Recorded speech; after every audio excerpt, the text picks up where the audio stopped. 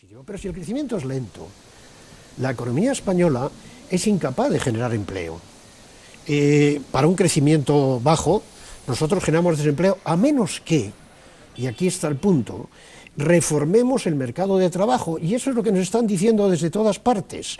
Entonces no solo es que tenemos que empezar a preocuparnos, es que tenemos que empezar a actuar, porque si no, la tasa de desempleo se nos puede llegar bastante por encima de ese 20%, y lógicamente es muy difícil pensar cómo es una sociedad con esas tasas de desempleo. Si tú ves lo que ha ocurrido ya este mes, los datos de los contratos de trabajo registrados, que han sido 1.200.000, el 10% son fijos y el 90% temporales o por obra. Es decir, que lo único que se está generando ahí, el empleo que se está generando es temporal. Bueno, esto es insano. Necesitamos terminar con esta dualidad del mercado de trabajo español e ir a unas estructuras mucho más razonables.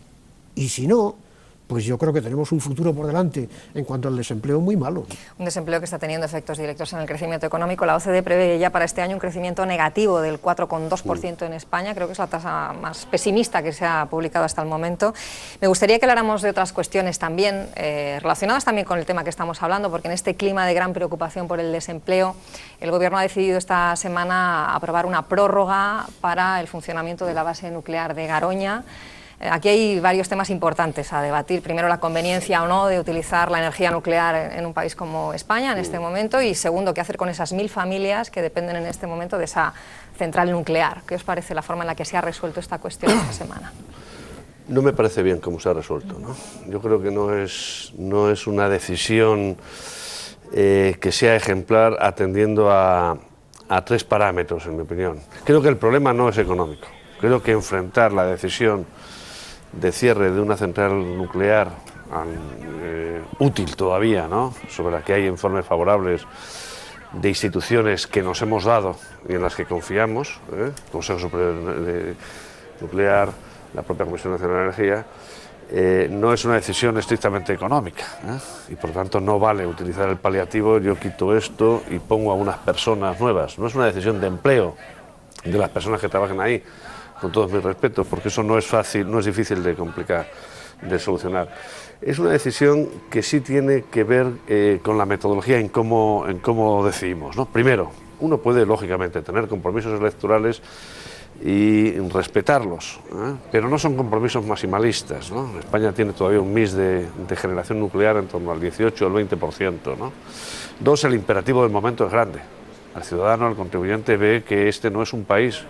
Acabas de ponernos sobre la mesa hace 15 segundos unos datos estremecedores de contracción del crecimiento del PIB, etcétera, etcétera, pero también de dependencia energética máxima. Este no es un país que se pueda permitir desoír instituciones propias y echar por la borda 5 o 6 años de vida útil, aunque sea el 1 y pico por ciento de la generación total, ¿no? Yo creo que la gran cintura que tienen que tener los gobernantes es para que en momentos en los que la gente está muy inquieta por la situación económica excepcional, decir, señores, voy a abrir un paréntesis, y por supuesto atendiendo los informes internacionales y de instituciones nacionales, apuro la vida útil porque eso supone mayor eficiencia energética. Pero dos, es una decisión que no es coherente, ¿no?, con esa tendencia que yo creo que había asumido este gobierno, que también estaba en el programa electoral del Partido Socialista, tendente a reducir la dependencia del exterior y a diversificar nuestras fuentes energéticas.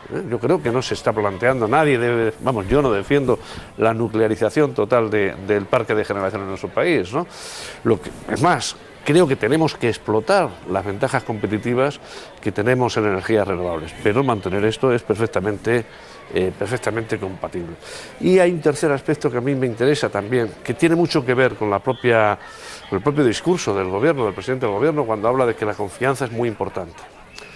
La confianza no es el voluntarismo, la confianza es la confianza entre los que trabajamos en un país, en sus instituciones, en la forma de hacer negocios, en la forma de cumplir la palabra, de darle juego a las instituciones. Yo creo que tenemos ahí una serie de instituciones muy respetables, que han hecho además un informe muy meditado, técnicamente impecable y compatible con lo que se está moviendo por ahí internacionalmente. yo creo que tratar incluso de adoptar una decisión salomónica no favorece la confianza en lo que debería ser un impecable proceso de toma de decisiones, teniendo muy presente las circunstancias excepcionales que tenemos y la necesidad de que España tenga cuando menos el grado de diversificación que tienen los demás. Yo no me he quedado, como ciudadano, no me he quedado muy satisfecho. Hay que decir que esa prórroga, no lo he dicho antes, es de 4 años a partir de ahora, así que en 2013 volverá un poco a verse la situación, ¿no?, de Garoña. Juan José. Pero estoy totalmente de acuerdo con Emilio. Déjame ponerlo en el sentido de que no me parece una solución satisfactoria. Déjame ponerlo en otros términos. Hablar un poquito de energía nuclear y luego Garoña en ese contexto, ¿no? Bueno, la energía nuclear en España es... La producción de energía eléctrica en España, la generación de energía eléctrica en España, está basada aproximadamente en un 25% en carbón, en centrales de carbón, un 25% en gas natural, centrales de ciclo combinado, un 20% la energía nuclear, 10% las renovables, especialmente eólica, y 10% la hidráulica, debe quedar algún pico por ahí más, ¿no? Bueno, de manera que es importante, estamos hablando de energía nuclear en España, es relativamente importante, 20%, no tan importante como en Suecia, no tan importante como en Francia, ni muchísimo menos, pero es importante, ¿no? Sin embargo, lo que se dice, en una parte al menos del Partido Socialista y del Gobierno, es decir, cerremos las centrales nucleares y sustituyámoslas por energía renovable, especialmente eólica. Y dicho así, suena bastante bien, especialmente para aquellos que todavía están vinculados al mayo del 68 y que en 40 años no han aprendido nada. Para eso todo esto suena bastante bien, pero vamos a verlo con un poquito más de rigor. A ver, la energía renovable, especialmente la eólica, nos da una independencia respecto al exterior, pero la nuclear también. La energía eólica es limpia, pero la nuclear también, no emite CO2 ni contribuye al cambio climático. La energía eólica no es fiable, pues si no hay viento no hay energía, la nuclear sí.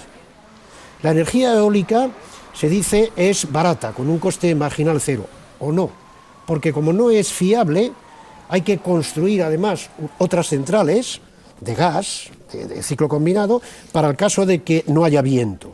Bueno, pero entonces en la generación, cuando hay viento, habrá que incluir también la amortización de la planta que se ha tenido que construir como backup de aquello. La nuclear no tiene ese problema, funciona siempre. De hecho, el 20% de la producción española es nuclear y la capacidad instalada en nuclear es el 9%, lo cual quiere decir que es que funciona siempre.